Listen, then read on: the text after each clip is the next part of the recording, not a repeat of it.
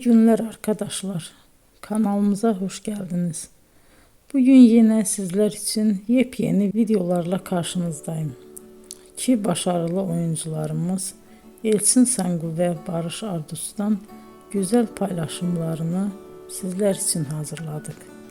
Elçin Sangu, Sevdim Alabora, Yalancı ve Mumları, Kiralık Aşk, İyi Günde Kötü Günde bu dizilerde rol almış ve herkes tarafından çok beğenilmiştir.